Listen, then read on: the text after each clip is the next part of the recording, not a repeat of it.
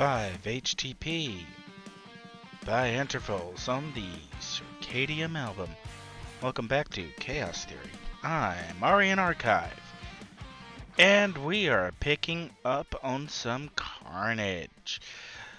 Okay, so a bit of an update before I actually hopefully get a display going, because I'm actually not too sure what's going to happen here. I am going to attempt to start up the Fushira Hex Core, the FX6300. It is on an ASRock 970 G/3.1 motherboard. This motherboard is fairly modern in its feature spec in that it does have an M.2 serial ATA.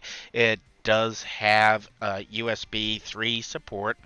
It's one of the reasons why you would want to buy AMD processors, because they normally get hardware level support late in their life that other platforms don't get. And checking on the back, it even has a USB Type-C plug on the motherboard itself. Now, what it does not have the Type-E as an Echo header on the motherboard. So if you have a case with a USB-C plug on the front, you still needed an adapter card. Now, I have ordered a card, and we'll get into that in a little bit. But to get the components to put this system together, I took the Be Quiet power supply off of Vitriol, the i7 920. It also is using the R9 290X graphics cards, and well, no one has asked for it on the City of Heroes, or at least no one within the City of Heroes community has contacted me asking me if they can have it or anything like that. So, and again, per previous streams, it was something that I kind of, wanted to sweeten the pot, not just send a graphics card, a nearly almost a decade old, actually it may be over a decade old graphics card to somebody.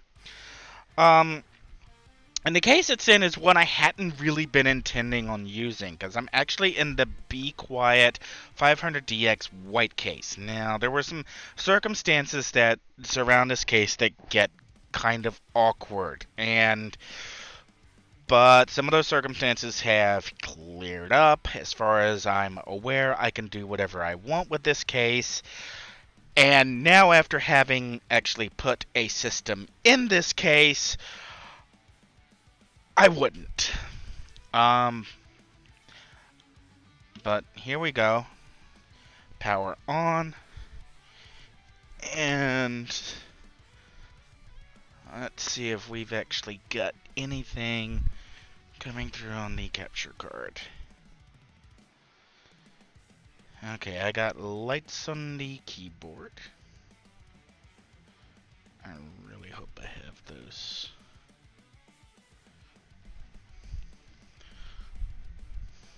Ports in the right order.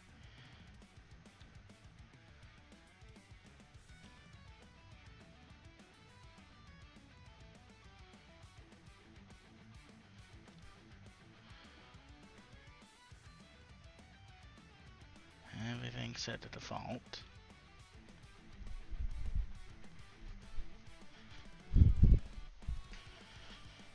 Let's make sure I got the cables going in the right order. Okay, I do have a display on the actual monitor telling me to hit F2.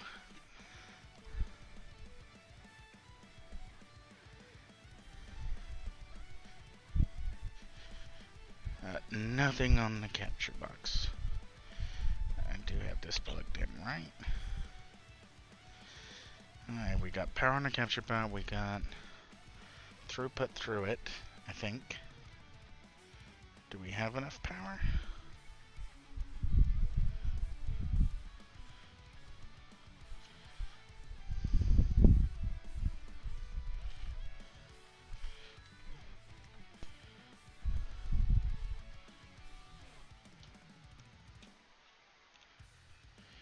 Okay, we're definitely getting power through it.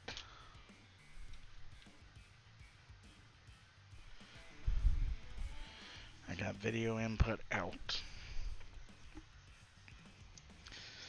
Alright.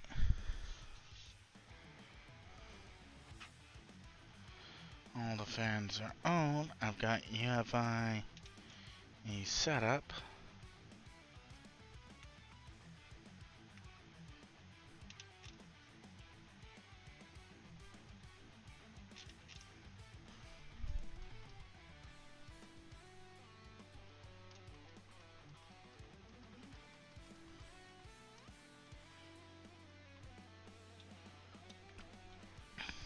Everything there is checking out.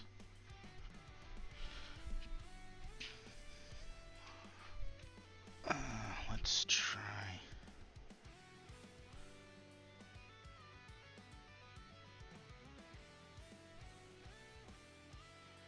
This. As I said, I wasn't sure what was actually going to happen.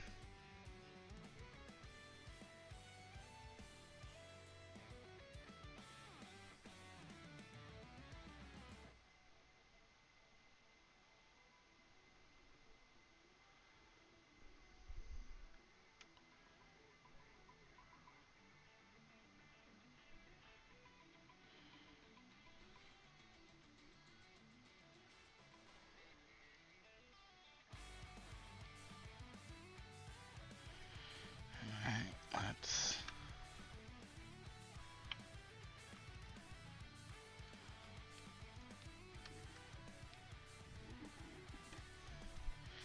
Yes, doing everything live.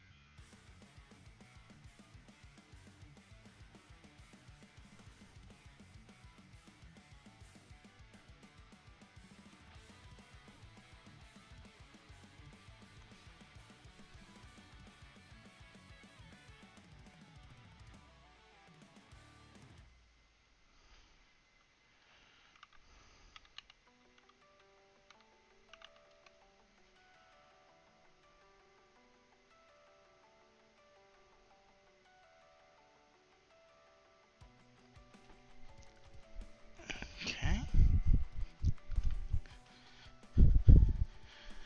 Check our settings over here one more time.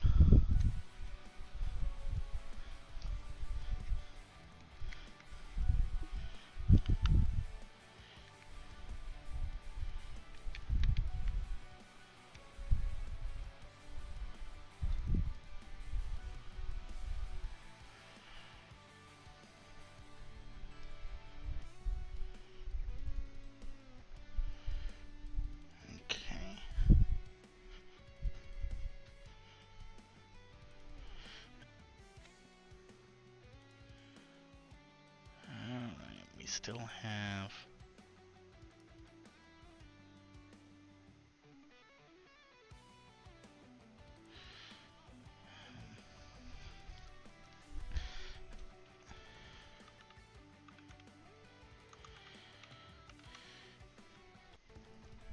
Let's go about this a second way.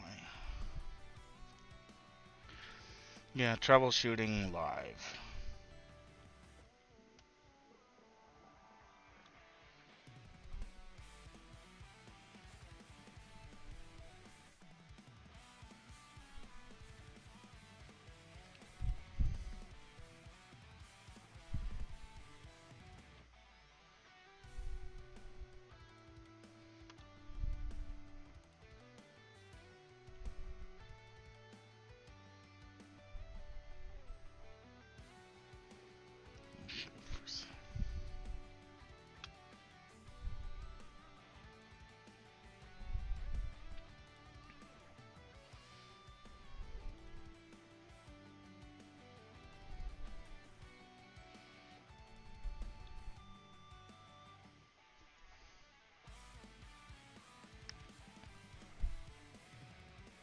Device.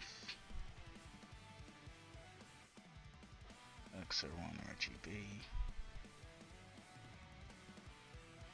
22422 Windows 11.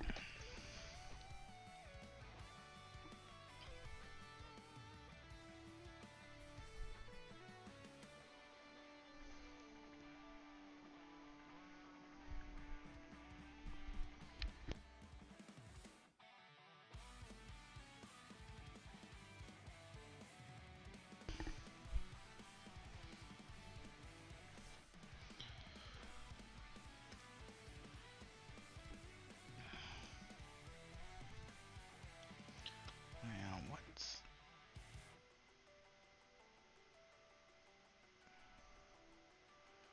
let's do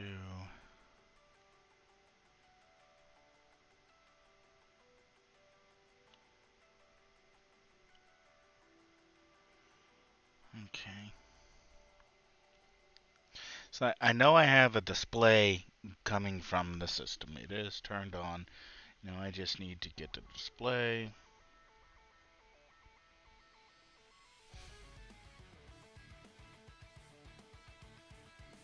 That's fine.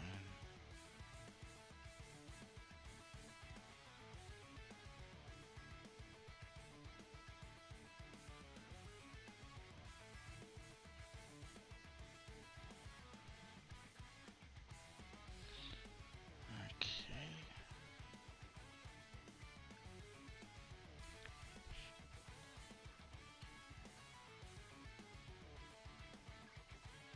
Okay, so it is responding in hardware.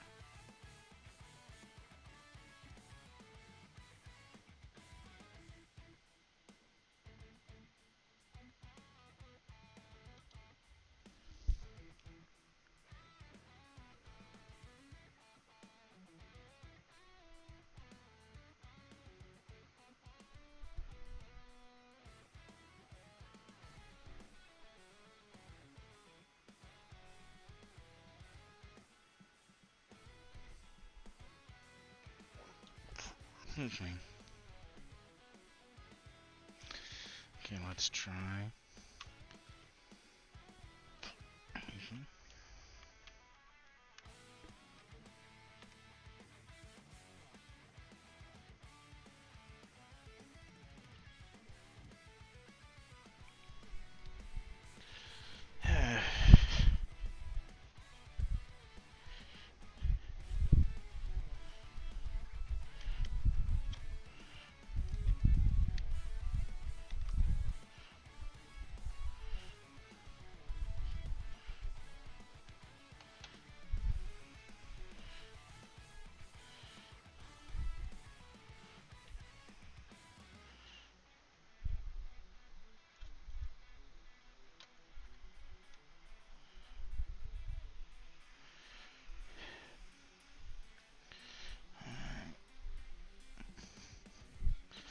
That's working.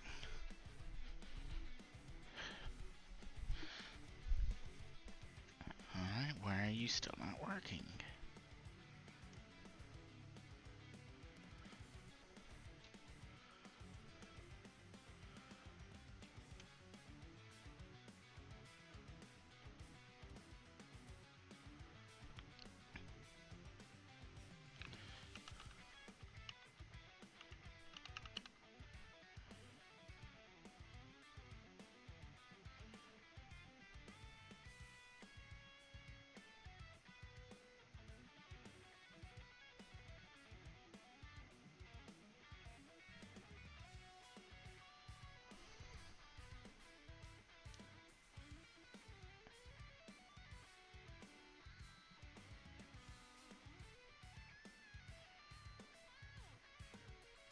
There we go. Yay! Okay, that's with the hard resolution. Can I set you to auto now? There we go. Auto resolution achieved. Okay, so again we are. Wow, that took what? 15 minutes from start to now. Okay. Uh, Now you can see this is a little weirdly configured. Okay, yes, you can see it as a Vishera hex core FX 6300. It is running at 3.5 gigahertz stock. It has the stock AMD Wraith fan, I think, the RGB Wraith.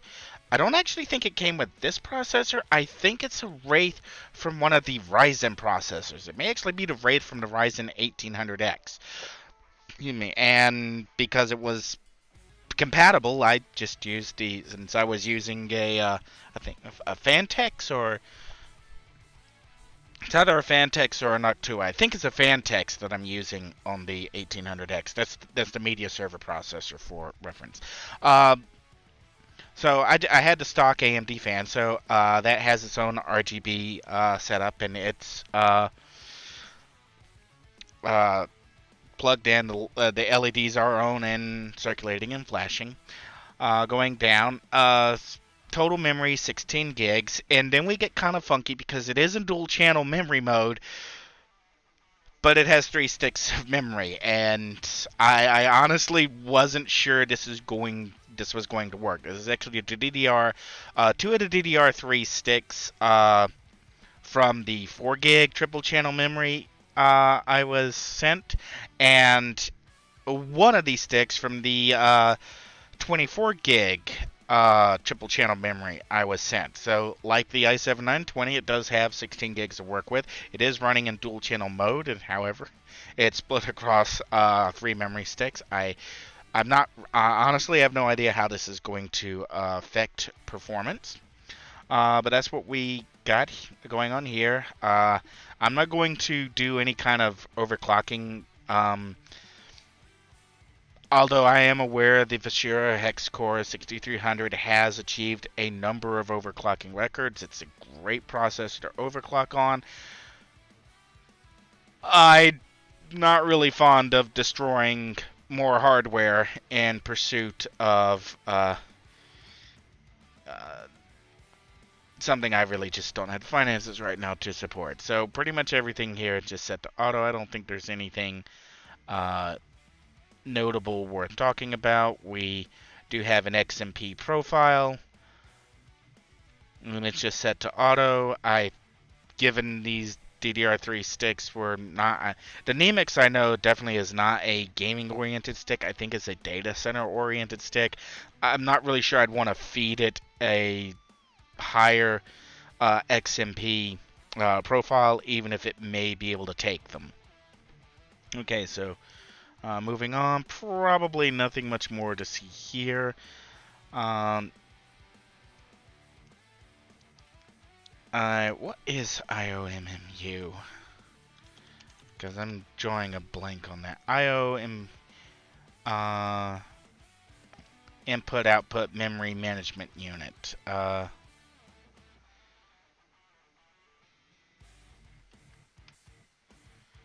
Okay, so this would be the I guess resizable bar on this system.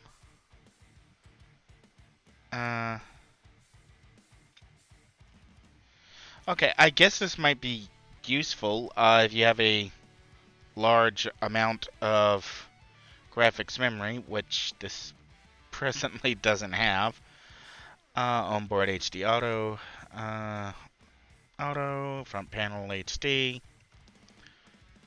goodnight LED.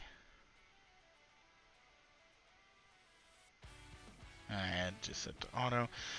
There is presently nothing in storage. All of the drives that I have on hand now are laptop serial ATA drives, and that means they're all either 5400 or Laptop.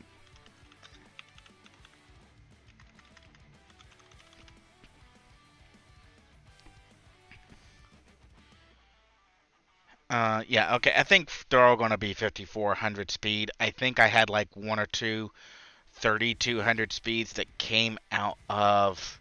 I'm kind of going, can you even get? I'm actually now morbidly curious. So I'm looking this up elsewhere. I've got Newegg open, peripherals. I want storage. Where's storage going to be now? Components, storage devices, hard drives, laptop internal hard drives. Okay, what's the slowest that it goes? Under 72. Okay, not 3200, 3600 RPM. Okay, I think one of them is a 3600, one of them is a 4200. Let's actually just see what brands were in there. Okay, Toshiba and Hitachi. Okay, so yeah, they came out of some very older laptops, so extraordinarily slow, even slower than you would expect. And they are, as you might expect from their lack of speed, significantly older. They're I'm not even going to guess. They probably have a date code on them, and I really don't want to bring them out. Okay, we do have serial ATA mode, serial ATA combined mode, hard drive smart, although there's no drives right now to talk about. Okay. And do I have a...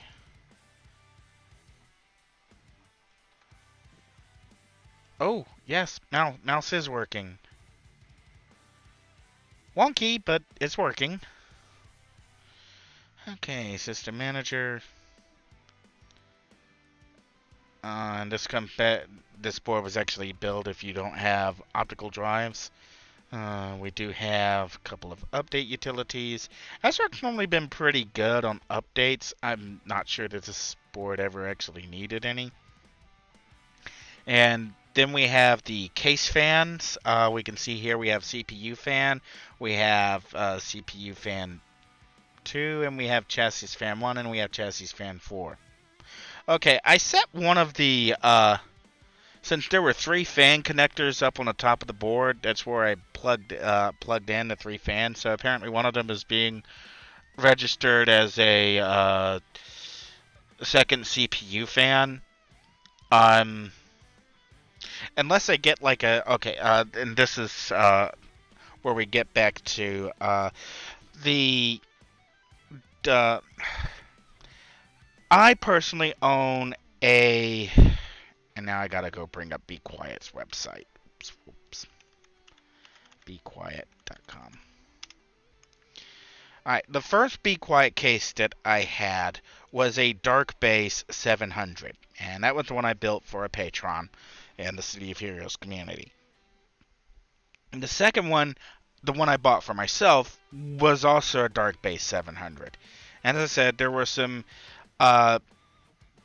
awkward events that led to a Pure Base 500DX, which is the low end, the entry level Be Quiet, to land in my hands. And as I said, said earlier, I think at this point I can do whatever I want with this case. I haven't heard any follow-ups about what somebody else wanted done, so I think it's for me to play around with. I haven't heard from the person who it was supposed to go to since I got it, and since they haven't contacted me, they haven't said anything, they haven't sent an email, they haven't sent a phone, they haven't sent a text. I'm just going to go ahead and just use this case. And now that I've actually used it, putting a motherboard in it, putting a power supply in it, wiring everything up, I would not intentionally buy a Pure Base. Not after having worked with the Dark Base.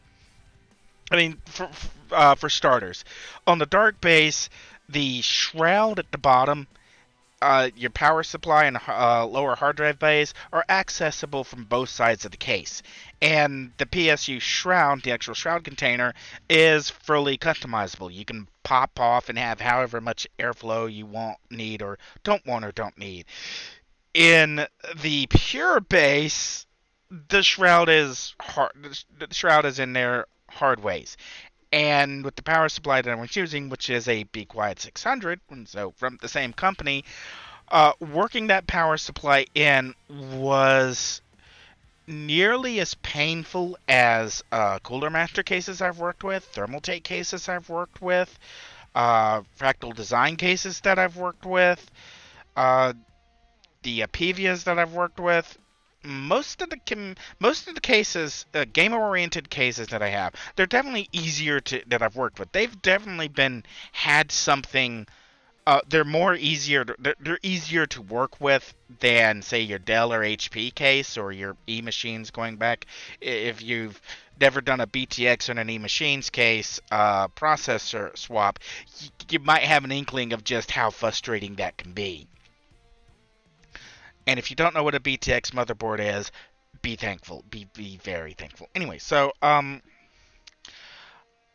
Nanoxia case is one of the first full-sized cases that I've used that I really loved working with, where all the wiring felt like it went where it should go. It was very quiet, even once you had all the fans installed. Very good soundproofing, and I'm kind of sad that Nanoxia basically got hit by California, because they were based out of California. I don't think they've moved to a Republican state where they aren't under such restrictions. But since Nanoxia products have been slowly fading, it's went to be quiet. So it's kind of a shock for me after the Dark Base 700 to go to the Pure Base 500 and just be so annoyed by this doesn't move, this doesn't easily come out, this doesn't work like I think it should. It's the Pure Bases are kind of cute and put together. Definitely not my favorite case to work with, and one of my overarching larger complaints right now is I'm kind of scared. It's like it looks like you should just be able to pull the front panel off to get to the front air filter, and it doesn't come off easily, and I'm kind of scared I'm going to break it if I do what I think the manual says I'm supposed to do with it. So not my favorite thing. And another kind of factor on the pure base is the LED. It has an ARGB 4-pin connector, a 5-volt ARGB header. And there also is a button on the chassis to adjust the LEDs. However, that button only seems to be adjusting the top LEDs and doesn't really cycle through. This is one of those where I may take a video at a later point to demonstrate how this is working, or rather speaking, not working. So the ARGB is just the front light panel just not doing what I think it should be doing. And I don't know if there's an issue, a problem. What was that?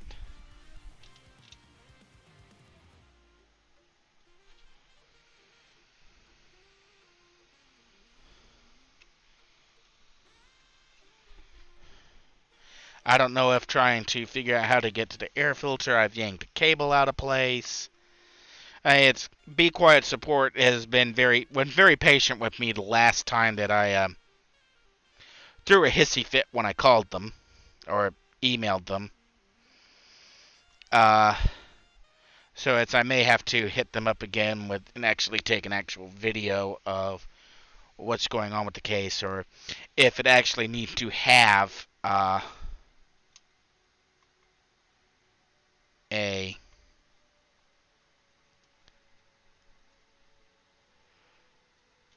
Okay, pushing that back in. Actually, now we've got a nice orange water flow on the front. I kind of like that. And it's apparently reflecting? Or no, there's an LED strip inside the case. Okay, kind of cool. Actually, that's really cool. I'm okay with that for some reason. All right. Anyway, so it has a 4-pin ARGB header. Now, I know I've had some motherboards that had LED ports. I think like for the processor to connect to. I think maybe the Asus's, maybe the MSI. So I can grab a flashlight and look at the and actually look at the mag and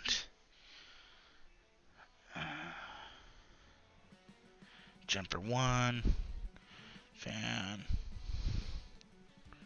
Okay, yeah, I see a no, that's not quite. I know I could just look at the manual.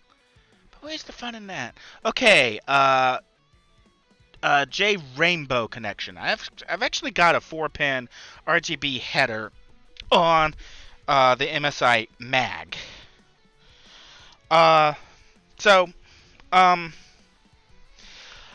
It's I assume that there's some way to control it with the connector, but I'm not really familiar with RGB fan connectors right now. So, as I said, I sent Be Quiet an email asking them did they have a preferred ARGB controller to use on this particular chassis. It's sort of like I realize I'm now at this point maybe throwing more money into a chassis that was really supposed to be intended as a giveaway. I mean, does this qualify as a tax write-off? I do know somebody who's very good with tax law. I really hesitate to call up and go, can I write off buying new hardware to make a giveaway computer, or is this just being tacky? Anyway, so there's no RGB controls on this motherboard, but it does have the M.2 slot. It does have the USB Type-C on board, and as I said earlier, I have actually bought one of the problems that I had when I bought the when the patron bought and like I said, the first email that I sent to Be Quiet was rather obnoxious because the motherboard that was bought and the case that I got, there wasn't a header for the Type E port, and I couldn't even find very much information on the Type E port. And going like, why would manufacturers add this new header, this new cable, and there's not even an adapter that you can reliably buy to hook a Type C front port on a case up to a thing. Okay, when you first went to USB 2 to USB 3 ports, you could get adapters that would let you take the USB 3 port and plug it into USB 2 ports on the motherboard. And before that, you could get ports that would let you take the USB 2 ports and the USB 1 ports were pretty much the same plugins. You had to be very careful if you had a USB 2 port to make sure you plugged it into the USB 2 port on a motherboard. So an adapter cable to, if you accept that you're not going to get the power, the wattage, the speed of the newest USB, you still can at least hook it up so you have connectivity. That there weren't any adapters at all really ticked me off. And that the case manufacturer didn't have a readily available to purchase adapter really ticked me off. Well, flash forward, there's actually a couple vendors now, and ASMedia makes a controller specifically to control a USB Type 3, Type C internal header called Type E as in echo, to control that internally. And I've never worked with one of these adapters before, so went ahead and bought one. That way I at least have some experience with, because this is probably going to be something I will see more and more, where somebody has a case and they have ports, and they don't have a way to actually connect the ports up to the other hardware that they've got. So if I can get some experience in on an existing part, and they go, yes, I know this part works, it works exactly as you expect it to work, we can make this happen, I think that's a worthwhile investment from a hardware perspective. So I will probably be talking more about that when that part arrives. Now, I did ship it through Amazon. It is coming prime delivery, so I should be able to test that sooner, hopefully sooner than later, and have a better idea of what's working with. Alright, moving on to next one over to boot options. I do have a USB stick hooked up because I just did a Linux install on that the E525 Lenovo. So let's just see. Everything looks to be going good. Can we actually boot into an operating system?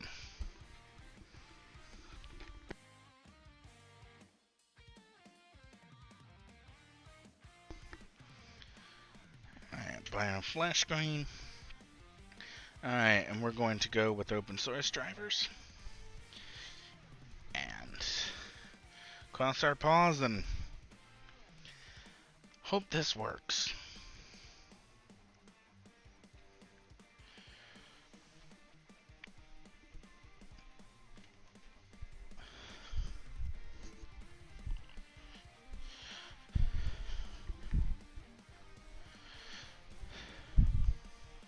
Anyway, going back while I wait for Manjaro to theoretically load up. Now that I've got all the wiring in place, the Pure Base shipped with 3 fans, one in the front, one up top, and one in the rear. Unlike the Pure Base, I'm not really sure it absolutely needs any more fans. Simply because there's not really a whole lot of space to add items. The Pure Base has hard drive slots in the bottom, hard drive slots. Oh, where'd that flashlight go? Yeah, just like me to set a flashlight down and completely forget where I put it.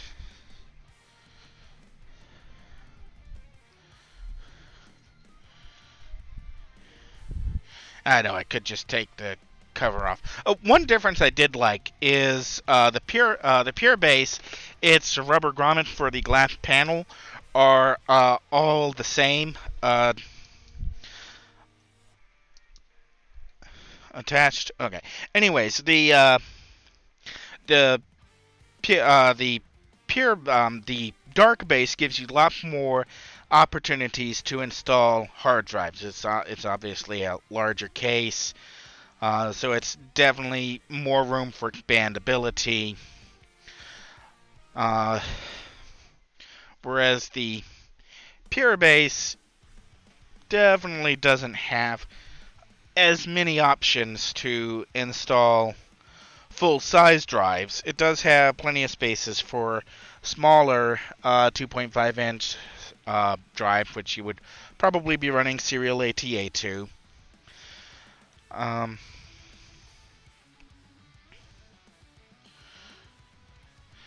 I've kind of already... I really hope you're loading up. Okay, apparently pushing in on the cases made the LEDs work a little bit better. Ooh, cascading purple. I like that. Huh. That actually looks kind of cool. It's like I don't want to finish putting this all the way back together because I still have at least the USB cord to try. And I've got 2 places that I'm thinking about tentatively putting it depending on how things line up. My ideal place would be to have it, that particular, one of the things that I've kind of complained about is how motherboards are lined up. Like I've complained on micro ATX cases that there's no place to have 2 graphics cards on a lot of current shipping micro ATX motherboards. Not that many people use Crossfire SLI anymore. Gee, go figure that. So one of the things I'm kind of this particular motherboard has a PCI slot above the graphics card, but I think how the cable actually has to come in the USB, or I don't think, if I recall the image of what I have on order correctly. Let's go see if I've got it, still got it open.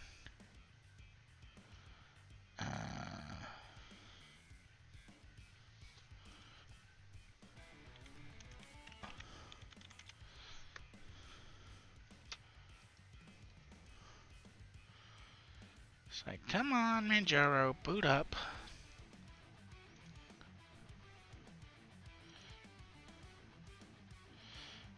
Alright, the indication on the card that I have coming is that it is a downward downwards pointing port for the card. Now it should fit in a PCI 1X slotting. Looking at it, short in front, long in back, but it may not, because looking at this, it's long in front, short in back. It may actually have to go into the PCIe 16X slot, and actually, looking at it, looking at the card, looking at the pinouts, I'm pretty sure it's going to have to go into the 16X slot, so good thing I have two 16X slots on this motherboard. That actually does influence that the cable is going to have to be at the bottom, which isn't a problem. But that also does influence where our ARGB controller could go, or might go, or might be useful or not be useful. Alright, Manjaro, what's taking so long?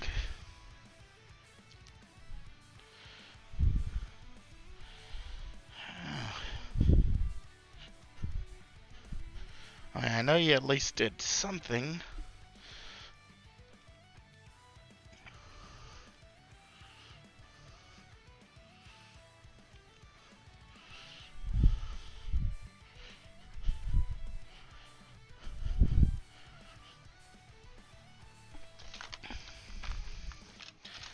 Yeah, nothing like a stream with nothing but dead air. Dead picture, dead picture, dead picture, just audio, audio, audio. So it's like I've got to keep talking, because there's nothing to watch on the screen. It's just blank.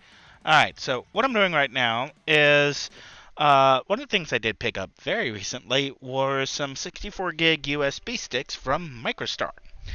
That is Micro Center. Sorry, Micro Center. I can't read. Anyway, so I picked these sticks up because A, they were a skunkingly good price that I found myself unable to say no to. And we'll do Neon User. And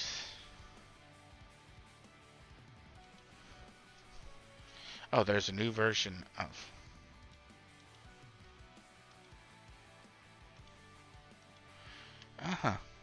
downloads.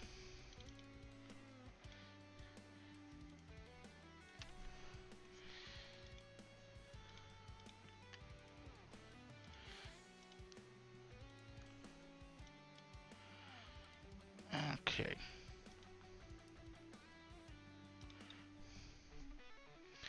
Anyway, so I picked up from 64. As I mentioned last time, I was running into issues making drives, and I was definitely running into disk issues. So I had borrowed a couple of 32 gig USB sticks for for Vitriol, and when I went looking for USB sticks, Micro Center had the purple 64 gig sticks at a price that was just too good to say no to.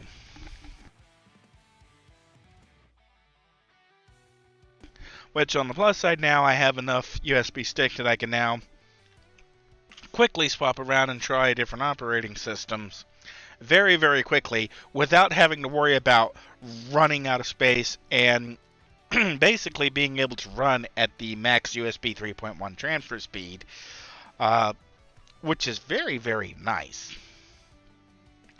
Like we are already 90% done on writing KDE Neon to this. And once we get it right, we'll go back over. And then we'll turn the system off, plug it back in. Yeah, look, yeah, okay, the card actually says it needs at least PCIe X4. So it's kind of limited on where I'm going to put it. That also does simplify some of my writing. The manufacturer of this card is Easy DIY Fab. And it's a Type E front panel internal expansion card. Now it's using the ASMedia ASM3242 chip controller, and this was one of the reasons why I actually bought this card to put in to the system, because there were definitely cheaper ones, but most of them, if they said what chip they were using, with the ASM3241, a less capable version of this chip, of the ASMedia chipset. So at $40, kind of went, yeah, again, I'm getting into the point where I may be throwing money away. But this also, if this works like I expect it to. And another big thing for me is the Easy DIY Fab card does have a serial ATA port for power. And one of the warnings last time when on the COH's patrons case, when I was working on that, one of the big warnings is that devices on USB Type-C could draw more power than is normally provided over USB over USB 3, and that additional power consumption is kind of a red flag. Stay away, step away. Let's rethink this. And that was one of my big concerns why I didn't want to use any of the pre-existing solutions as they were at the time, is I really didn't want to send somebody, especially somebody literally across the country, a computer chassis where if they plugged their phone in or a device in and it would not work as expected. That's just no. Let's not do that. Okay, so we got the KDE Bullseye. I have no idea if this is a good thing or a bad thing. Alright, we got some kind of... And again, this is actually the first time I have run this this system, this processor, since I decommissioned it as my media server. And I believe I've said in previous live streams, I wasn't even sure it was going to work. But apparently it is working, at least on KDE Neon. And it is working and dual channel memory with that potentially awkward memory configuration.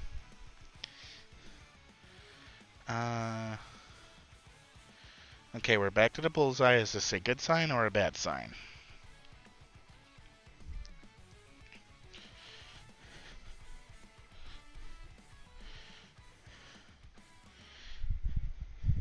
At least we got some kind of display that's better than Manjaro was doing, I think.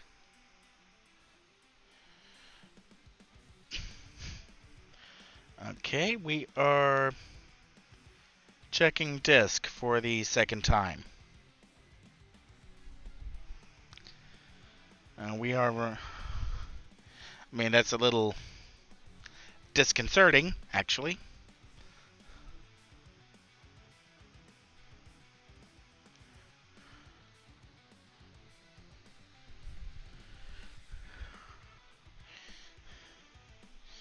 I mean, thinking about just downloading memtest, checking it memtest, and doing a thorough check on that memory, make sure that it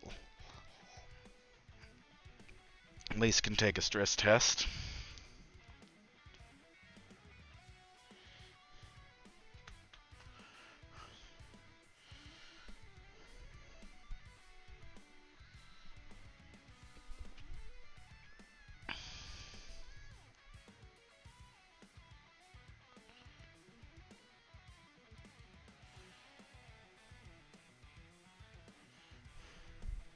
I mean, if it goes through another memory test, then... or another disk check...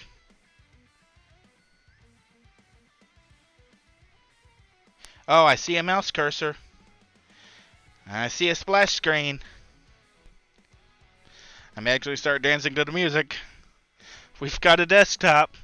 We've got a desktop! Oh, whoops, wrong. Info center. Let's maximize this and see what we got. Alright. 6X AMD FX 6300 6-core processor. 15.5 gigabytes of memory graphic processor. AMD Hawaii.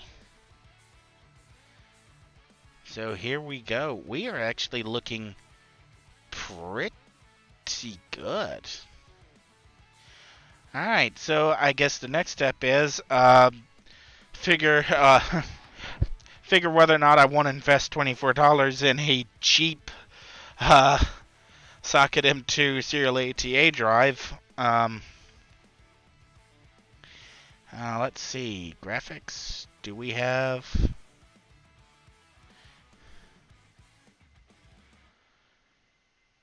And we've got a Vulkan renderer going. I think. We may be running on Lava Pipe, but we do appear to have Vulkan rendering. We definitely have got OpenGL. Got EGL. So we're looking pretty good. So from this point, again, next step is a drive for this. Already talked about the USB card to get the front panel USB Type-C port working. And I have a sneaking suspicion. I know what I kind of would want to do with this. But we'll cross that bridge when we get to it. But I still haven't thought of a name to use with this system yet. But I did make the comment on one of the City of Heroes discords. I'm incredibly hesitant to pass on to somebody equipment that I myself personally wouldn't use. And earlier in the stream, I stated very definitively, I would not buy a pure base from Be Quiet again. And this is partially in reflection upon the Dark Base 700. The Dark Base 700 is such a good chassis to work with, just so good to work with, that when you go to something that isn't as good, all of the little annoyances just really start to add up and start to gnaw and kind of go, just spend the extra money. Just spend the extra money. So I'm, after having actually used it, and again, part of the reason for making the stream and talking about it is whether or not the person who was originally responsible for it decide whether or not they ever wanted to do something with it, or again, if it really was intended for it, here, play around with this. Now having it in hand, I don't.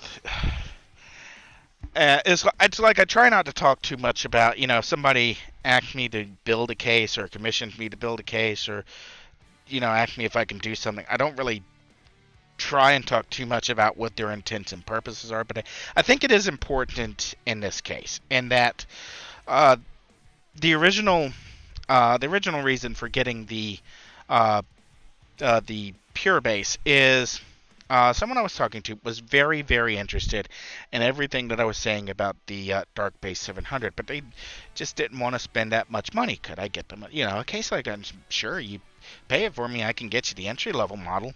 Okay. Uh, and that kind of one thing led to another, and that's why the 500DX landed in my hands. And that's why I'm still like, I haven't heard from the person. They haven't said anything since then. And it's been months. It's literally been sitting dust. And I realized that many computer repair shops, if you buy something but you don't actually show up to get it, you don't ever come back for it. I think there are some laws in play about it becomes property of whoever owns it or ever is in possession of it. So I'm kind of hoping that this, assuming that whoever was out there that was Richard talking to, if you're okay with giving this, with this chassis, just going to somebody who needs a chassis, because, and again, I don't want to speak to intents and purposes, but as a media server, as a chassis to sit in the back corner of a closet, to sit underneath a stairwell, to just host lots and lots of data on and just be there for backup purposes, for holding your movie collection, for holding your music collection. The Pure Base is an absolute non-starter. It just doesn't have, and in this, if this was something I was configuring for myself, and again, this is in reference to my own computer case, to my own media server, which is housed in an Anoxia case. With an Anoxia, I have lots of hard drive space, and I can run a RAID very, very simply across inexpensive serial ATA drives. I can get lots of space, lots of reliable space for not much money. The Pure Base doesn't have that option, and the mount, and it's okay, yes, you could use serial ATA 2.5-inch drives. The prices have come down on them, but there's not really a slide in, slide out. It's not the same user experience to swap drives in and out very quickly on the Pure Base that it is on a Dark Base. So for the intents of using this as a media server, I wouldn't. Now, again, if this stream works as a wake-up call, and that person gets back to me and says, yes, I'm sorry, lost track of things, and they come and get the case, well, then we're back to square zero. So, we'll give them a little bit more. We'll give them a little bit more time. I get it. Things can get really chaotic. But this also serves as, I hope, also an information of what's going on with the chassis, what's being done with the chassis, has it actually been used, and also my direct opinions and reflections upon actually using the chassis, which I hope are also useful to other people out there.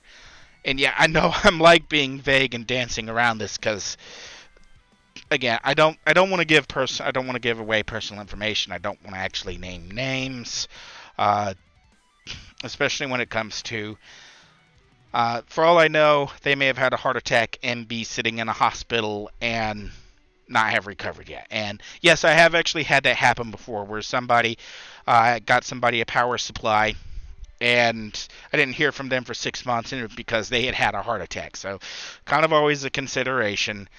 As I figure when somebody's spending, $80 or so on a piece of computer hardware, they're not just going to forget it. So that's why kind of bringing this up, bringing up other concerns, and maybe giving a little bit more of insight into some of the chaos that goes around. And also, I guess my other hope here is that anyone who actually sits through all the dead screens, all the dead air, all the, oh, that's not working right. They get a little bit more insight into decisions and factors that may make it important when buying hardware. And if the person who originally wanted this case, who, why this case wound up in my hands, if they get back to me, uh, I may make the offer of buying this case off of them at a used price point. And maybe it'll come to that, maybe it won't, but I do kind of want to. As I guess my biggest fear is that somebody's going to respond in the City of Heroes community and say, "Yes, I really need a computer right now." I'm going like, I can't really actually pack this in this box and send it out right now. It's not mine to give away right now. I wish it was, and I'm kind of hoping that's where this winds up, but we'll see. And this is something that may have gone a little bit more smoothly if I was scripting it out instead of just going, what do I say, what do I not say? But I hope that lays everything out, and we'll be back hopefully soon to talk more about other things that are going on with this hardware that is